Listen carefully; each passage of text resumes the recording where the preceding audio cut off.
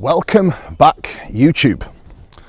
17 weeks out from Italy Pro, and we are moving and grooving, quite literally, as I'm currently walking through the wood. But changes have been made. Body weight has been lost. Body fat has certainly dropped. So I would say we're absolutely on track. I am happy enough with where I'm at right now.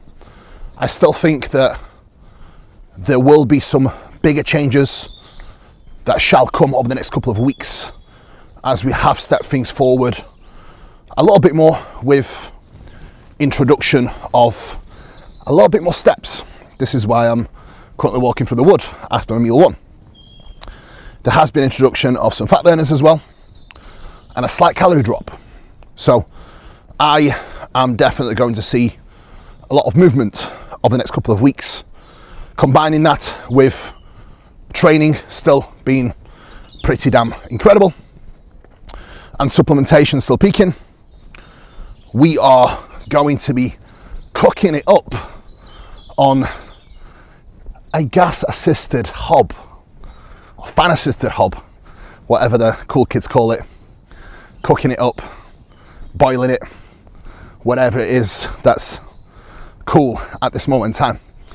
Anyway, steps are at 12,000 per day, and that's my official step target, which is probably the highest it's been ever in a contest prep, as I haven't actually done cardio since, official cardio anyway, since 2017. So all my preps have been just steps, which is easily done.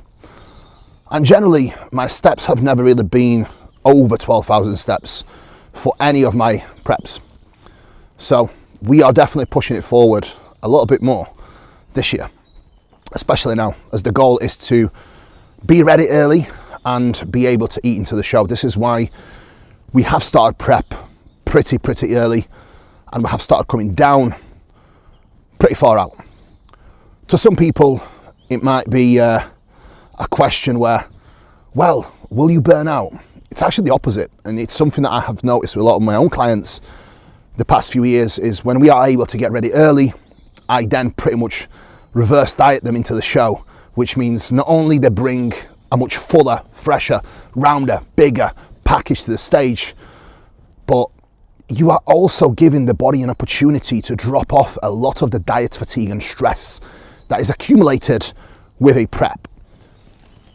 What also is a huge mistake people make when taking a shorter prep, the diet fatigue that is accumulated is much higher with a shorter prep, which means it actually takes longer to be able to drop some of the stress that is accumulated over that time. So generally, when you see guys that try to peak in 2 to 3 days off the back of such a harsh prep, nothing really happens. They start dropping weight as they start eating, and they think that the metabolism is fired up. It's not. Like, your metabolism doesn't increase based off you eating more. The only way you can increase your metabolism is by gaining weight or adding more drugs. What happens when you are trying to carb up and you lose body weight is you haven't actually dropped much fatigue going into that setting. So your body is actually utilizing the food as energy, and it's pretty much burning through it. So essentially, they are right, but they are wrong at the same time as well. It's not your metabolism, it's just that your body utilizes all that fuel coming in and turning it into energy because it needs to actually come back to life. So food for thought, guys. Body weight is down to 263 yesterday, which is a new body weight low of entire prep.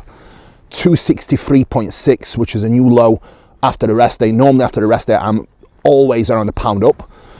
So off the back of the rest day, I do have a little bit more veg-ish. Fiber amount is still the same, but food volume is a little bit different. So I always think off the back of a rest day, that little tick up in body weight is normal. And I do notice that with a lot of people, mostly guys that have the similar structure in terms of diet as I do. And again, that's just based off preference. It's not really much of a gauge, because then when I go into my training days, the fat loss and the body weight loss is always pretty even and pretty easy. So Expectations for the next few days, I am probably going to be down to, I would probably say 261. And I think by next week, when I do the next vlog for you at 16 weeks out, I'm probably going to be into high 250s. The goal by end of May is probably getting down to about 255, low 250s maybe. And this will put me, I would believe, at a striking distance of being ready. This way, we will have probably about 12 pounds to drop over the course of 12 weeks. So, let's think about this logically, guys, when it comes to contest prep. What is going to be more stressful in your body and lead to worse performance, a flatter look, and drive a lot of fatigue? Dropping 3-4 pounds in a week in the last 12 weeks of prep, or dropping a measly 1 pound per week in the last 12 weeks of prep? It's obviously going to be the latter. So if you have experienced short contest preps that are pretty horrible, you may want to consider periodizing your contest prep the way I like to periodize it, starting nice and early, pushing hard out of the gate, and then being able to cruise into the show and cruise into the latter portion of the prep as you do get leaner. I am still working with Dean. It's great to have him on board, helping me, keeping my head cool, and being able to take some stress off me. And luckily, we do things in a very, very similar fashion. And this is the only way I could do it, because if the timeline wasn't the way I run it with my current clients, I just simply would not do it. Now, today, push day is going down. Diet is still very much the same. The only changes that we have made is 300 calories less, coming from rice mainly. So meal 1 was still the same.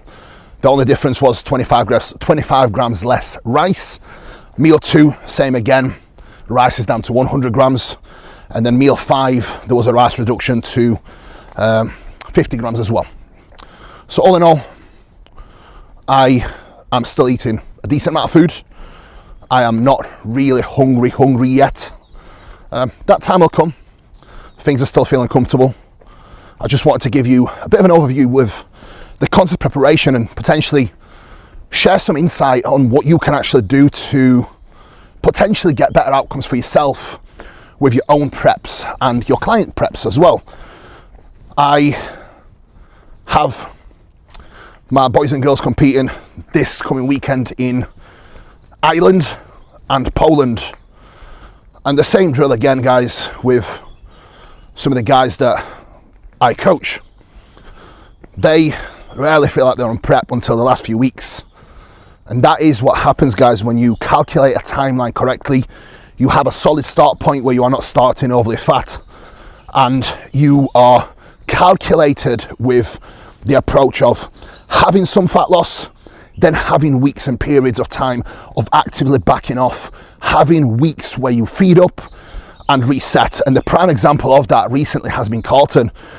We have really brought things in, and we brought him down to 96 kilos. I actually fed him up to 98, almost 99 for a week and a bit. And that was like a diet break and a deload where we took extra rest, we fed up. He was eating probably extra 1,000 calories. We finished that phase, straight back to his baseline calories that we had before, with slight manipulations to macros, but that's a secret. And then he's back down to 96 and even 95 this morning after only a week. And the look is just completely different. Today is actually getting another high day because his body's just on fire. The reason why his body's on fire is not that his metabolism is increased, is that he's a lot fresher. He has more energy. His training has been harder. And that essentially is what's going to drive more calorie expenditure because he has the energy to do it. So, food for thought, guys. I'm going to head back home now before the estate looks at me looking at a camera and talking to a camera thinking I'm a weirdo. They already think I'm a weirdo anyway.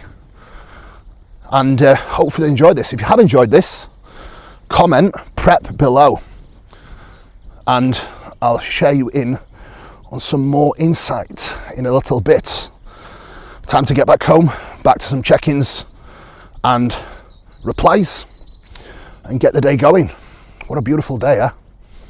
We are back in the office. A little bit of a different scene to this morning, isn't it? The weather is still beautiful.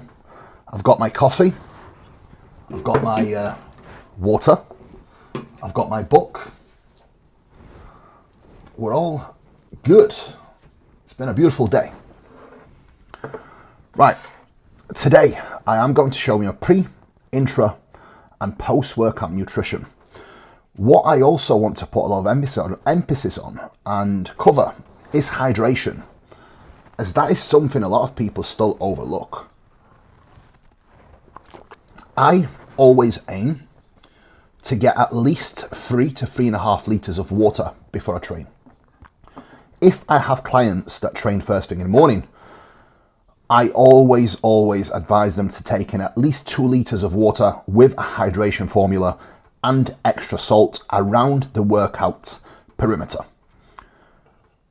Hydration is not just about water intake. Your hydration is also your sodium, potassium, magnesium, which you mostly get from your food. And if you are supplementing magnesium, which you should be, you will get plenty out of your intake that you already have, especially first thing in the morning.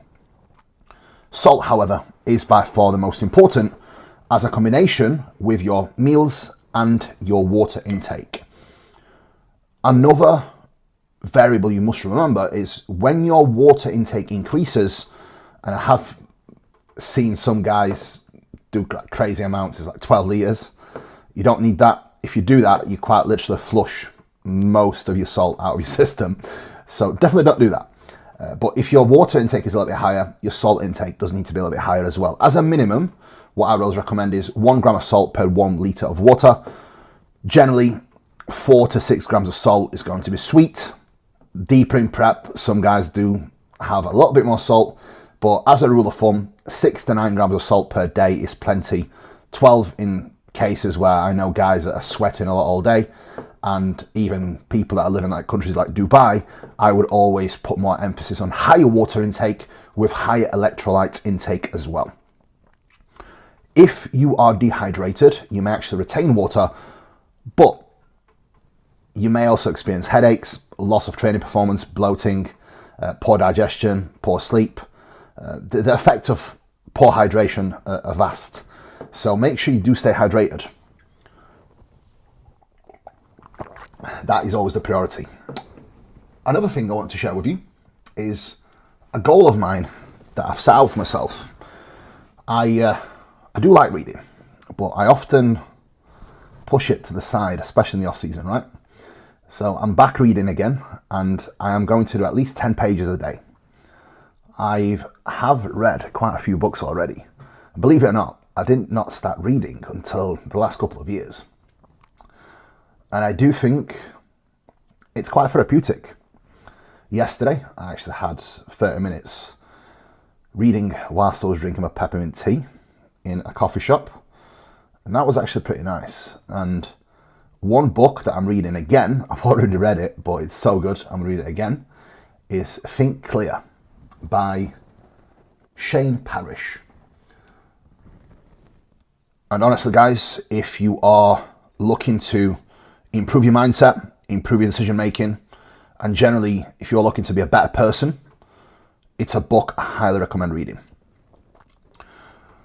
Now, I'm going to enjoy my pre-workout coffee. Generally, when I structure my days, meal number 1 goes in around 10 to 8, meal number 2 around 10 o'clock, meal number 3, pre-workout meal, around 12 o'clock. The timing of that is pretty much consistent every single day, especially on training days.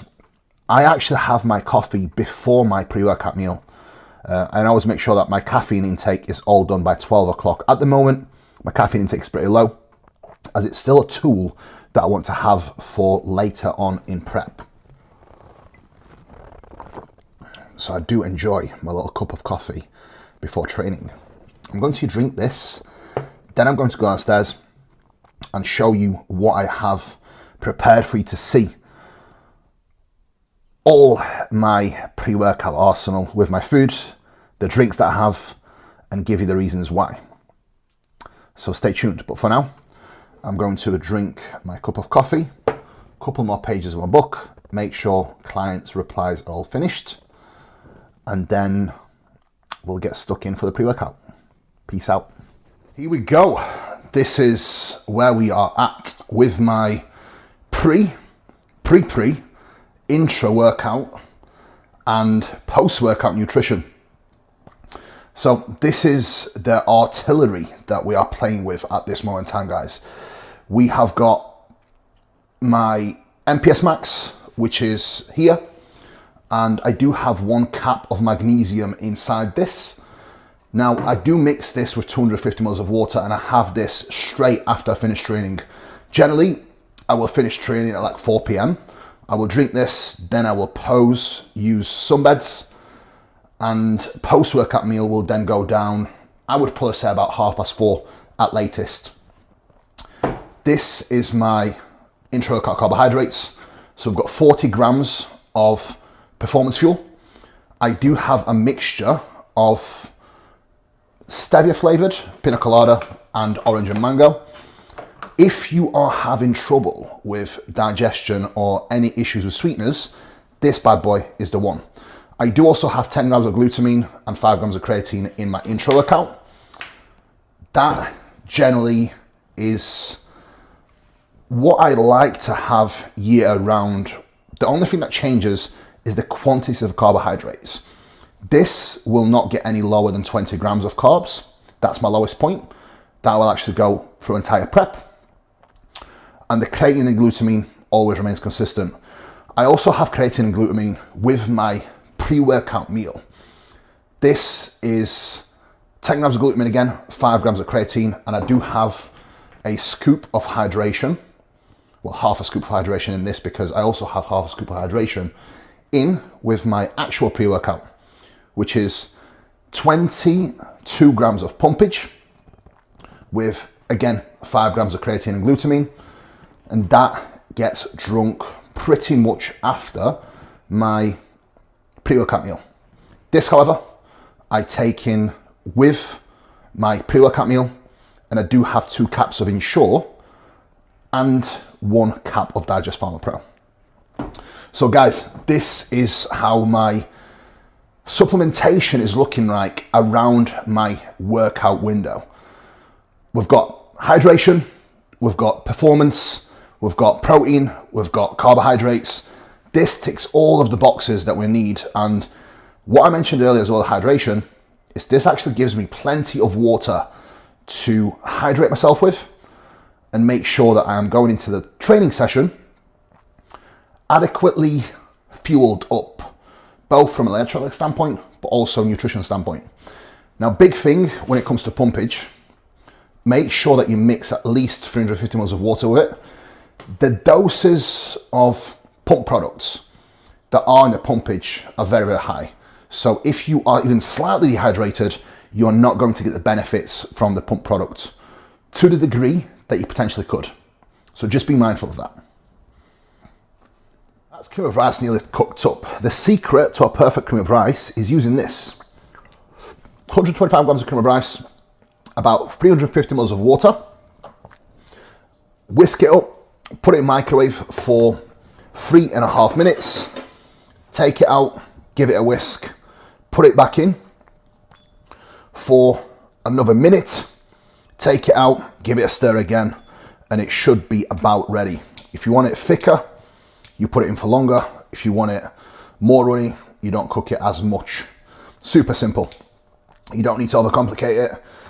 If you like cream of soup, add more water to it. It all comes down to your preference.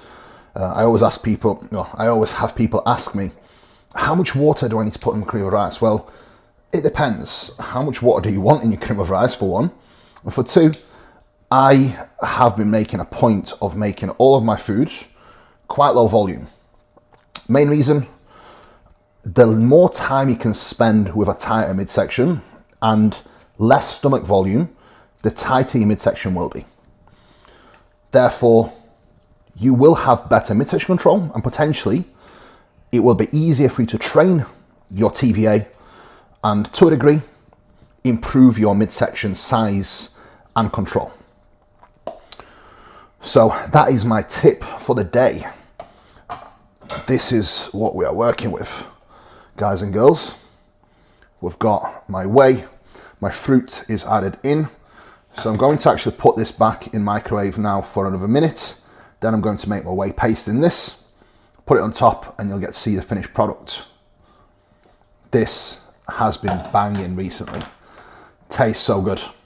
And the macros on this are incredible. The digestibility on the ISO Pro is simply the best. So if you are looking for a protein powder that's not going to give you vicious diarrhea, I very much recommend using the Trained by JP ISO Pro. Yes, it's a little bit more costly, but it certainly does the job when it comes to quality and digestibility.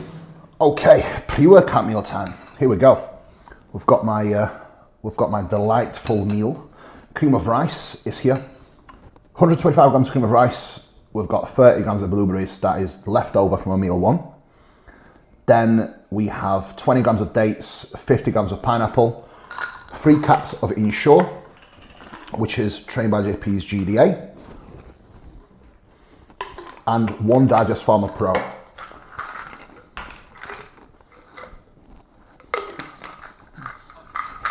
Digest Farmer, Ensure. This is my glutamine, creatine and hydration. And I always have half of this before my meal, the rest with the meal. 350 ml of water with 125 cream of rice, 40 grams of whey isolate. The best way to make a whey paste as well is you've got to weigh out your water. Weigh out 5 grams less or 10 grams less if you want it thicker, water for whey. So for example, 40 grams of whey isolate here, I actually put 33 grams of water, and that makes quite a nice thick consistency for the paste. The malted chocolate with custard creme cream of rice is incredible. Right, I just got a tremendous question from a YouTube listener, follower, subscriber, so thank you. And the question was, why do we use small spoons? And I'll tell you why I personally use a small spoon. It's not because I'm hungry. I personally use a small spoon because it forces me to eat slower. It forces me to eat smaller bites at a time and chew my food properly, which in turn means better digestion, and it forces me to take my time with the meals. Don't forget, guys, digestive process starts by you actually chewing your food. If you are waffling your food down super quickly, you are missing out on all the digestive enzymes that you get from your saliva, but also you're missing out on you actually chewing your food and getting the benefits of having the food almost blended in your mouth, coming down your digestive tract, taking some stress off your digestive system because it's already pre-digested, so to speak, with you chewing it up properly. So smaller mouthfuls, better chewing, meals last longer, but also digest much better.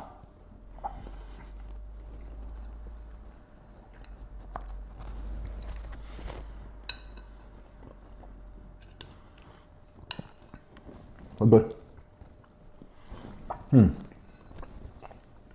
Drive to the gym is complete and we are here, about to get going. Before I enter and start warming up, crack on with the session, I want to talk to you about consistency and why it's so important. I think a lot of people fail to actually stick to the plan down to just simply not being consistent enough and lack of good time management and preparation. If you do everything consistently with your meal timing, your schedule, your routine, you will be able to achieve much more, but you also can negate some of the wrong decision making that sometimes can happen when it comes to inability to progress and maintain your adherence. One small little variable I pride myself on is having the discipline to make sure that my day-to-day time management, scheduling routine is tip-top, and that allows me to stay productive, consistent, and effective with my job, my life, and my bodybuilding. Consistency is the key, guys, to all things when it comes to success. Anyway, I'll see you in there for exercise number 1. Let's get it. Exercise number 1, single arm machine lateral raise. I much prefer working unilateral for this because it allows me to get into a more comfortable position that I know I can have better range of motion and a much better arm path with.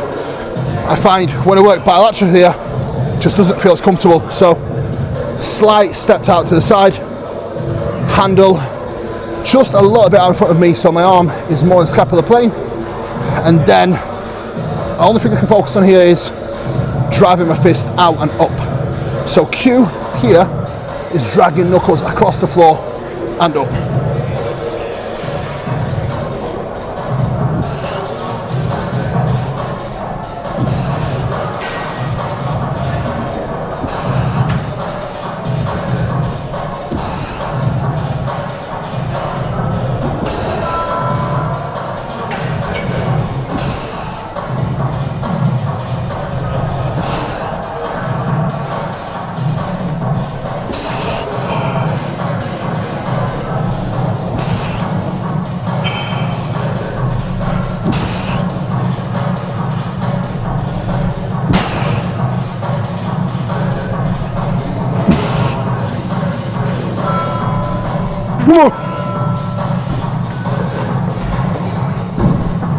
Right, that's one set done. I do both working sets in a rep range of 10 to 15 reps on this. So I did 12 reps on this set. I do not count the last one as it wasn't really a rep that I was super pleased with. So if I was to count the scrappy one, it would have been 13, but again, I'm only counting quality reps. So 12 reps, back off set, I'm going to take the same weight and I'm going to aim to get at least 10 reps.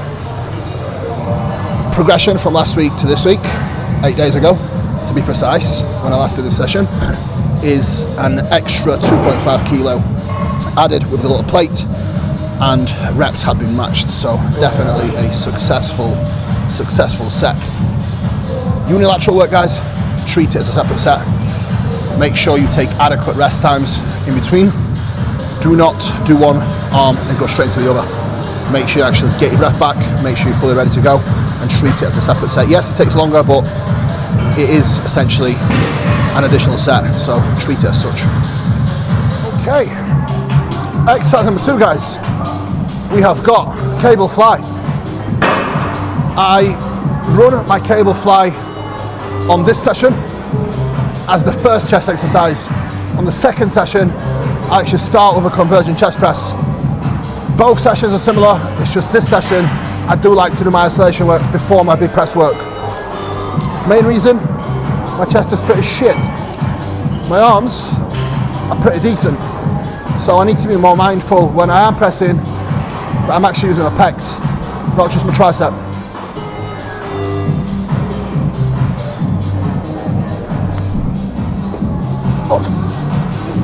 Oh.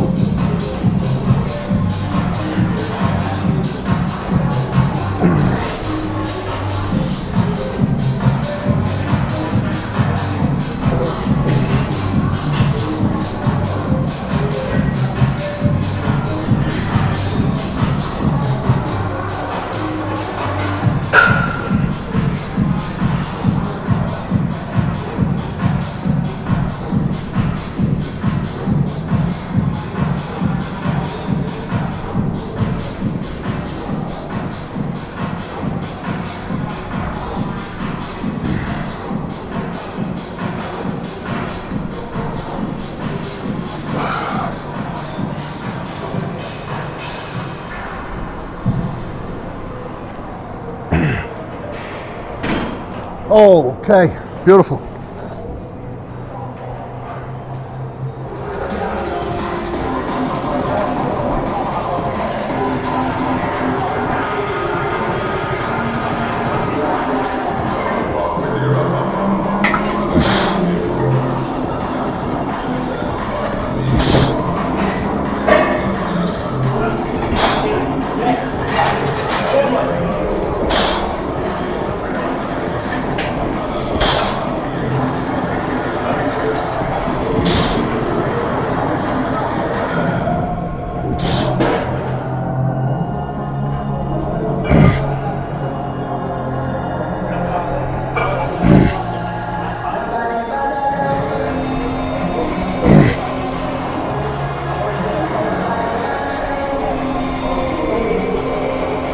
Okay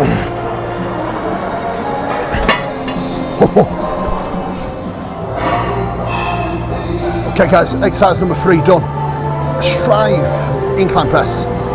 It's an amazing piece, probably just as old as I am, if not older, but they just don't make them like that anymore.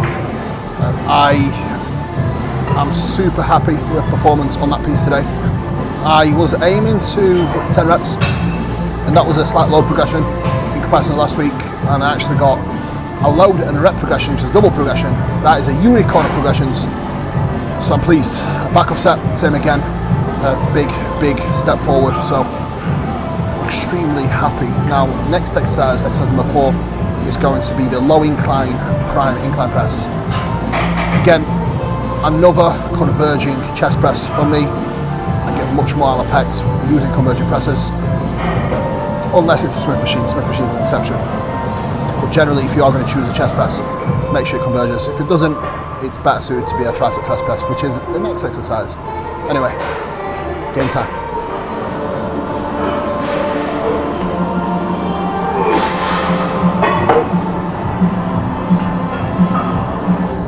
Go.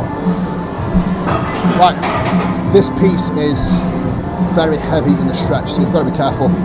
It's quite a wide piece as well, so not many people can actually use it because it's not wide enough to do it. I fit it just right, Mark does as well, so we actually get a green light to use it. I'm going to shoot for about 6 to 8 here. This is a lot heavier than it went last week, so game time, got to be done.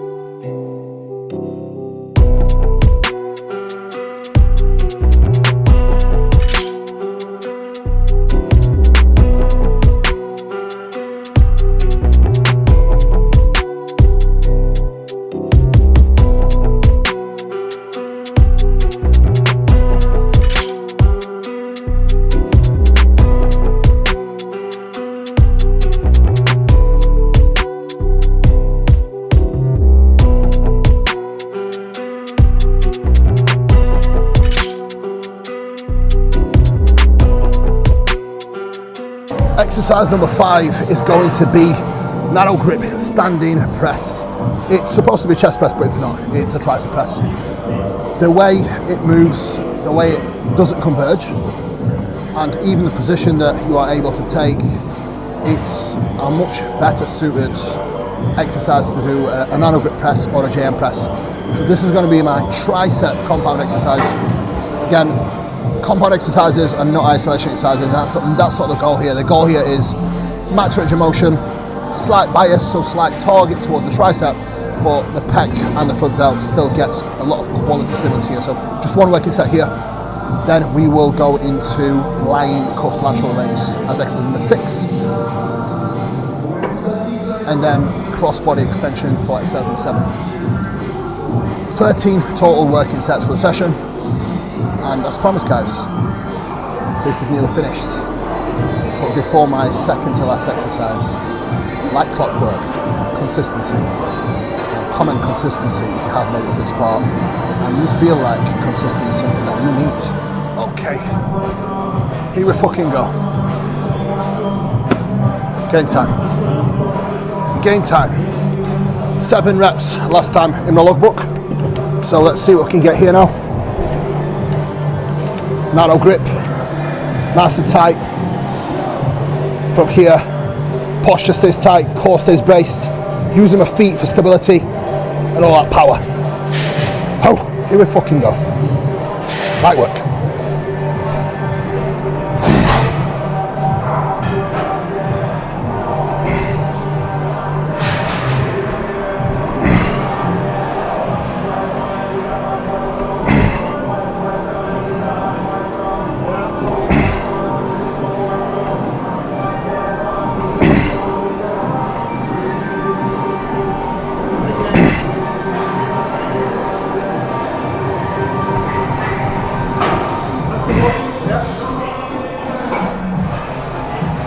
Yes. But yes, here we go. That was a much better set. 1 rep up, and I would say quality was much better, so happy days. After you do yours. Exactly as I mentioned, guys. Intro workout is finished. Just before we enter exercise number 6, I love setting this exercise up on a low incline bench, but a very, very low incline. I actually have access to some great benches at gym here. One of them being a Cybex bench, super old school. And you have the ability to have like a slight incline, which is minimal, and then a very low incline. So I like to put it on a very low incline. Cables are set just above the knee height. And I do like to have the bench quite close to the cables so that my arm is almost in line with the cable. The palm faces the cable, and then all I focus on is reaching out, reaching down and out. That way, I always feel like I can get the most out of delts. Now, on lateral raise, do not restrict your scapular motion. Do not try to pin your shoulder down. Your scapula has to move, so your shoulder will move to a degree, as that's what it's supposed to do when you abduct your arm. It's called scapulohumeral rhythm, so you do not want to restrict your scapular movement in almost any exercise, really. Anyway, warm-up sets are not needed here now, so just straight to working sets. We've got 80 pounds for 10 reps last time, so let's see if we can match it or beat it. Game time.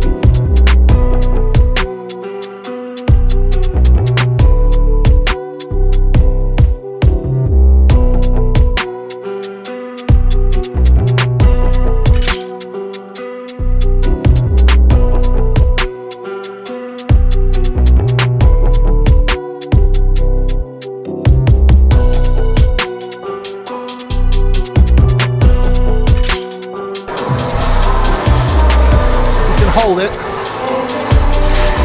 No, just hold it for the set. You'll hold it a bit closer to the set. Yeah, if you can, just for the set.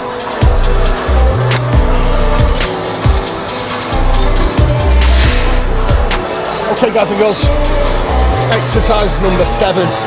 That's the final exercise now. Single arm cross body tricep extensions. I much prefer doing my bicep and triceps unilaterally, because the volume for me is so low for my arms. The sets that I like to do are always extremely focused and accurate, and I always feel like unilateral work is always going to lend itself to having much better internal stimulus. And to a degree, science backed, but more so anecdotal evidence, you do recruit much more muscle fibers working unilaterally. You can just feel so much more whenever you do a lateral raise or any exercise unilateral, really. So that is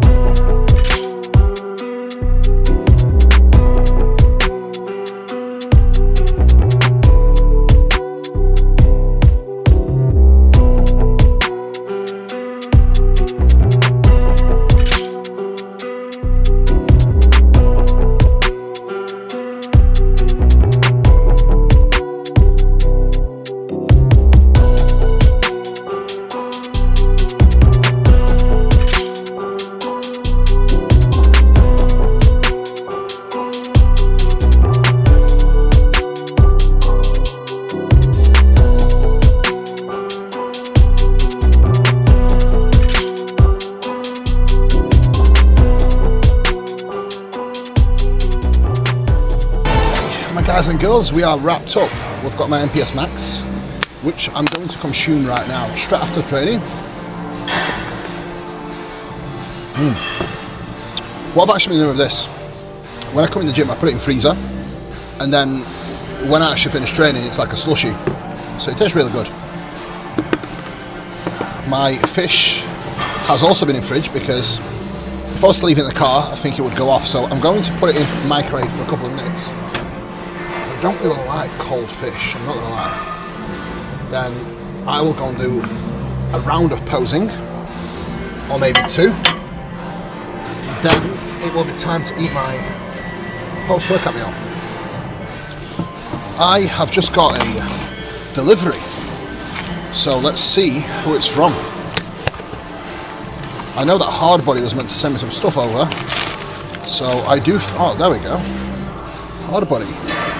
Code Kuba at Hardbody and Kuba 10 for all Train by JP stuff. This is exactly what we wanted.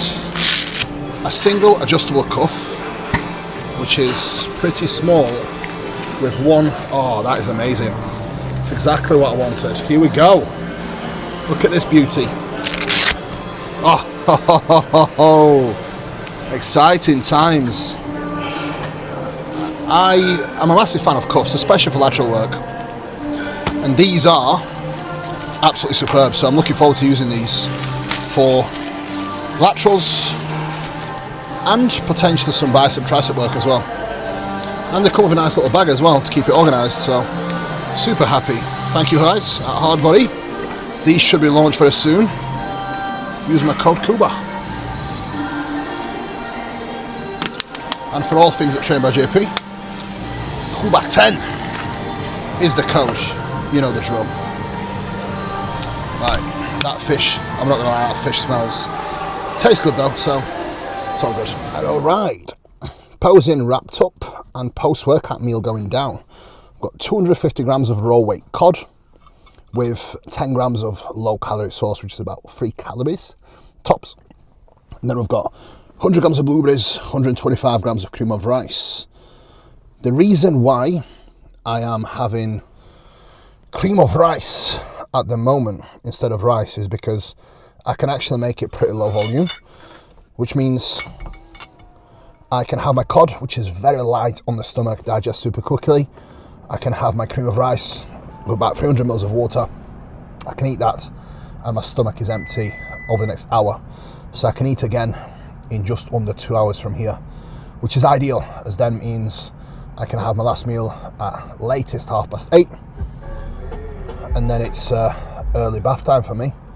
As always, I always aim to be in bed for about 8:45, 9 o'clock latest, and then the latest I'll wake up is 6 a.m. So 9 hours in bed is what I need at the moment to be able to recover both physically, but more importantly mentally. So I am switched on for my client work, because I really think lack of sleep is what generally can impact your ability to have the right cognitive function for your work. Not just that, but I always feel like when I sleep better, I'm a lot more creative. I can see things clearly, and I can definitely interpret data much quicker than I am when I'm tired. So food for thought, guys. If you are sacrificing sleep, it's probably not a good idea to do so, especially if you want to be successful in anything that you do. And for me, priority is, as always, being the best athlete that I can, but also being the best coach that I can and the best businessman I can be in everything that I do. Anyway, post-workout meal going down, and I need to get home for a podcast with Scott for Think Big. Tremendous session, super happy. I looked all right post-workout as well, posing. So we're getting there. As you can see, face is getting a little bit leaner. It's coming, baby. Let's get it. For now, food time.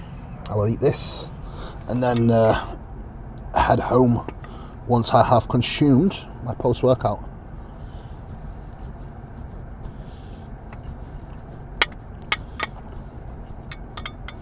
Back home, and we are about to do a podcast with Mr. Scott McNally for Think Big. So look out for a new podcast with myself and Scott coming to Think Big channel very, very soon. I might give you a little bit of a snippet of what we're going to talk about before I cap off the video. I've really been enjoying doing podcasts lately. Obviously, I do have the podcast with Jordan at trainbyjp.com with some exclusive content that I do not cover anywhere else. And generally, I like to make sure that we have the juicy stuff saved for the site as always. So as you can imagine, I'm really looking forward to continuing the podcast with Jordan and doing more in the future, especially podcasts like Think Big, where I can dig into some interesting stuff that I know for a fact helps a lot of people. It's definitely exciting for me to do, and I really enjoy it. I genuinely think that talking about bodybuilding is always great because it allows you to keep everything fresh in here. And talk of the devil, we've got Scott here. Look at this. I'm recording for YouTube, so we're gonna get a snippet in. Yeah, this is the little vlogging camera. It's really good. I normally do vlogs on my phone, but this is actually quite handy. So Scott, what have we got on for today?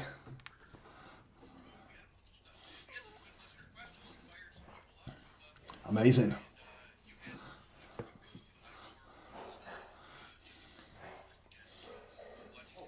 That was my 17 weeks out vlog wrapped up.